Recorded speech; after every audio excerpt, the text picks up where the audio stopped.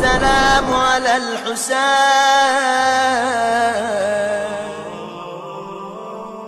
آسمان کو دیکھ کے یاد دلاتا ہے ابو سمامہ، مولا وقت نماز آ گیا، یہ نماز بھی آپ کے پیچھے پڑھنے کا دل چاہ رہا. جعلک اللہ من المصلین. یہی ہمارا مسئلہ ہے کہ ہمیں ان چیزوں کی حقیقت نہیں پتا. جب چیزوں کی حقیقت پتا ہوتی ہے تو نہ صرف یہ کہ مزہ آتا ہے بلکہ نیچر بدل جاتی، آدمی کی نیچر بدل جاتی ہے. ہر ماں اپنی اولاد کی حفاظت کی تمنا کرے گی. کربلا کی ہر ماں کو یہ فکر ہے پہلے میرا بیٹا مارا جائے. پہلے کی فکر ماں کو کب ہوتی؟ جب کوئی دنیاوی ترقی اور کامیابی کی بات. امتحان دیا ہے مولانا، دعا کرے ہمارے بیٹے کے نمبر سب سے اچھے آئے. جاب کے لیے اپلائی کیا مولانا، اپلائی 500 نے کیا، دعا کرے ہمارے بیٹے کی اپلیکیشن منظور ہو جائے. امیگریشن کے لیے درخواست دی ہے مولانا، خاص دعا کریں یہ ہمارے بیٹے کا کام سب سے پہلے ہو جائے. ارے 20,000 آدمی کیوں میں لگے، نہیں والا سب سے پہلے. یہ نیچر ہے ماں کا. مولانا فلاں علاقے میں وہ بیماری پھیلی ہوئی، دعا کریں اللہ ہمارے بچے کو بچا لے. تو جو مر رہے ہیں وہ بھی تو کسی کے بچے ہیں، نہیں ہمارا بچہ سلامت رہے. یہ ماں کا نیچر جو اللہ نے رکھا ہے، جس کو ممتا کہتی. اور اللہ اس جذبے کا احترام بھی کرتا ہے. لفظ میں بہت خطرناک استعمال کر گئے، اس کی تشریح کسی اور موقع پر جب میں یہ بتاؤں گا کہ حج اور عمرے میں خالی خانہ کعبہ کا طواف نہیں کروایا جاتا، جناب حاجرہ کی قبر کا بھی طواف کیا جاتا ہے. ایک ماں یہاں پہ دفن. لیکن جب حقیقت دین معلوم ہو جائے اور اللہ خوش ہو، اس کی حقیقت معلوم ہو، تو ہر ماں یہ کہے کہ مولا دعا کرے سب سے پہلا لاشا میرے بیٹے کا آ جائے. ہر ایک کو فکر ہے امتحان میں اس کا بیٹا سب سے زیادہ نمبر لے کے کامیاب. کربلا کی ماں کو یہ فکر نہیں. کربلا کی ماں کو یہ فکر کیا ایسا نہ ہو میرا بیٹا بیٹھا رہے اور بنی ہاشم کا کوئی اور شہزادہ مارا جائے. اور اس میں بھی خاص طور پہ خیال رکھیے گا، ساری زندگی آپ نے مصائب کربلا سنے، آپ کو پتا ہے نا کہ حسین کی اولاد سے زینب کتنی محبت کرتی تھی. کل ہی شہزادہ علی اکبر کا ذکر ہوگا. یعنی محاورتاً ایک بات کہہ رہا ہوں کہ شاید حسین علی اکبر سے اتنی محبت نہ کرتے ہوں جتنی محبت زینب علی اکبر سے کرتے. اور کیوں؟ میرے بھائی کا 18 سال کا جوان، مگر سوچیے کیا حسین اور زینب کی محبت جہاں جہاں ہے یک طرفہ ہے؟ خالی زینب ہی کی طرف سے محبت ہے، حسین کی طرف سے کوئی محبت نہیں. جتنا زینب حسین سے محبت کرتی ہیں اتنی ہی محبت حسین کو بھی اپنی زینب سے، اور جتنی محبت زینب کو حسین کی اولاد سے ہے اتنی ہی محبت حسین کو زینب کی اولاد سے. زینب کا اگر سب سے بڑا امتحان ہے میرے اکبر کا مقتل میں جانا، تو حسین کے لیے بھی اتنا ہی بڑا امتحان ہے میری زینب کے لال اون و محمد میدان میں جانا. چنانچہ یہ بھی ایک وجہ ہوگی. صاحبان عزا، ایک تو میرا انداز گفتگو ذرا فاسٹ ہوتا، بہت سی چیزیں جو ہیں وہ تیزی میں آپ نہیں سن پاتے تو غلط فہمیوں میں مبتلا نہ ہوں، الفاظ پہ غور کیجئے گا.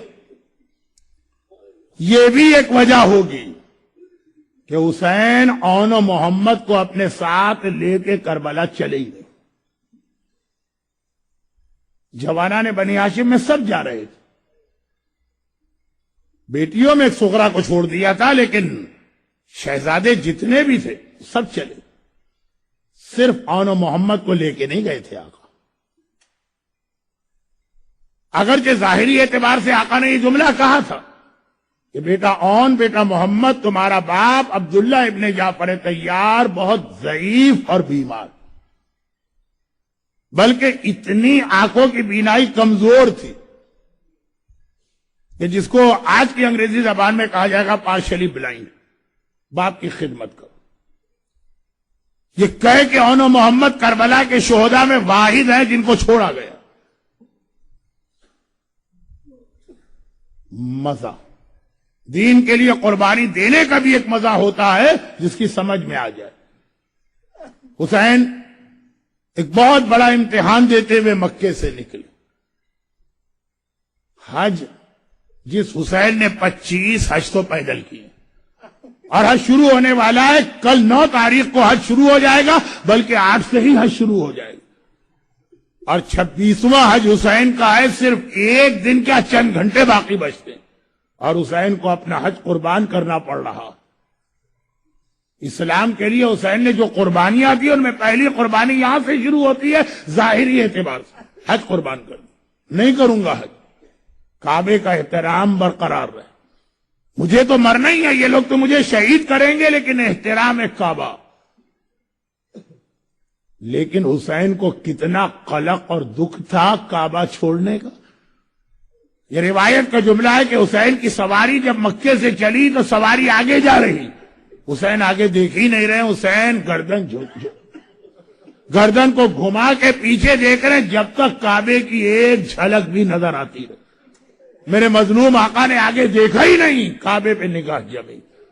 ساری کائنات حسین کے چہرے کی زیارت کو اپنی سعادت سمجھتی اور میرا آقا آخری لمحے تک کعبے کی جھلک دیکھتا رہا. جب کعبہ نظر آنا بند ہوا اب یہ قافلہ چلا, لیکن ابھی پہلی منزل پر پہنچا تھا, بلکہ منزل بھی نہیں, ابھی مقام تنعیم پر پہنچا تھا جہاں وہ مسجد عائشہ یا مسجد عمرہ ہے. وہ جگہ کتنی 7 کلومیٹر دور ہوگی حرم سے. 7 کلومیٹر پہ قافلے کبھی نہیں رکتے, لیکن وہاں پہ یہ قافلہ پہنچا. حسین نے آواز دی عباس. حسینی قافلے کا سارا انتظام عباس کے پاس. عباس قافلے کو روک دو, ہمیں یہاں قیام کرنا, میرا خیمہ لگا. عباس تو حسین کے اشارے پہ حرکت کرتے ہیں کہ مولا خیمہ لگ گیا. لیکن یہ بتائیے کہ ساری سواریاں بٹھائی جائیں, سیدانیوں کے بھی خیمے لگا جائے گا؟ نہیں, تھوڑی دیر کا صرف میرا قیام. اور عباس اب جاؤ باہر, میرا مہمان آ رہا ہے, اس کا استقبال کر کے لاؤ. عباس حسین کے خیمے سے باہر نکلے تو کیا دیکھا؟ مہمان کون؟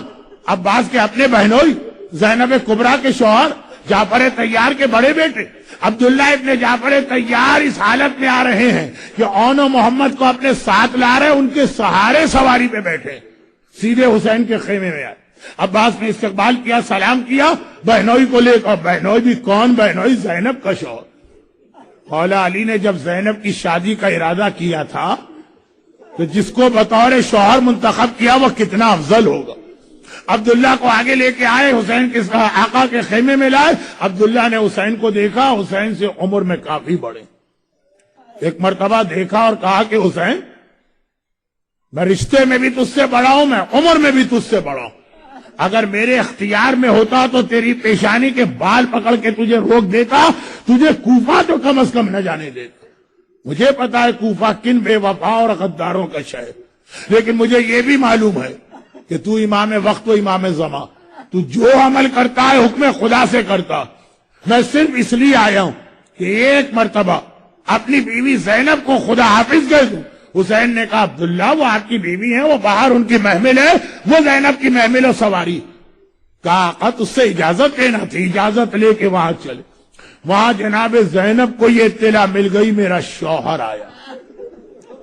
ایک بار دل میں خیال پیدا ہوا کہ اگر میرا شوہر مجھے واپس لے جانے آیا اور یہ کہہ دے کہ تم میری بیوی ہو, میرے ساتھ واپس چلو, اور حکم شریعت بھی ہے کہ شوہر حکم دے دے تو بیوی گھر سے باہر نہیں جا سکتی, تو مجھے واپس نہ جانا پڑ جائے. بس دل میں یہ خیال تھا. ادھر عبداللہ نے قریب آ کے محمل پہ ہاتھ رکھا اور صرف سلام کیا, السلام علیک یا بنت رسول اللہ, رسول کی بیٹی میرا سلام لیجئے. زینب نے سلام کا جواب تو دیا, وعلیک السلام یبن امی, اے میرے چچا کے بیٹے میرا جواب سلام لو. مگر اس سے پہلے کہ عبداللہ کچھ کہے تڑپ کے زینب نے کہا, اے میرے چچا کے بیٹے اگر مجھے واپس لے جانے آیا ہے تو شریعت کے آگے زینب کچھ نہ بولے گی, مگر زینب کو واپس نہ لے جائے گا. زینب کا لاشا ہی جائے گا, زینب کی میت ہی جائے گی. بھائی سے الگ ہو کے یہ بہن زندہ نہیں رہ سکتی. میرا دل چاہتا ہے ہاتھ جوڑ کر کہوں شہزادی ابھی تو خالی آپ نے سوچا کہ کہیں بھائی اور بہن میں جدائی نہ ہو جائے، تو آپ کی یہ کیفیت ہے۔ اور جب کل عصر عاشور حسین آخری رخصت کے لیے آئے گا اور کہے گا زینب اب میرا الوداعی سلام لو، آج بھائی اور بہن کا ساتھ چھوٹ رہا ہے، شہزادی اس وقت آپ پہ کیا قیامت گزرے گی؟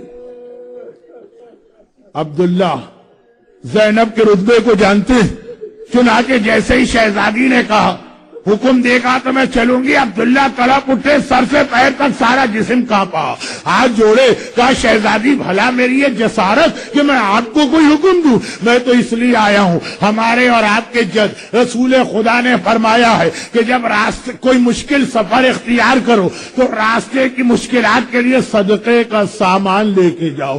میں تو اس سفر کے لیے سامان صدقہ لایا ہوں۔ اور ارباب عزا کیا سامان صدقہ عبداللہ پیش کر رہے؟ ارے بوڑھے باپ نے پہلے اون کو آگے بڑھایا، کہا کہ اگر میرے آقا پہ کوئی مصیبت آئے اسے میری جانب سے صدقہ کر دینا۔ پھر محمد کو آگے بڑھایا اور اسے بھی لے جائیے، جب میرے آقا پہ کوئی مصیبت آئے اپنی جانب سے محبت کو صدقہ کر دینا۔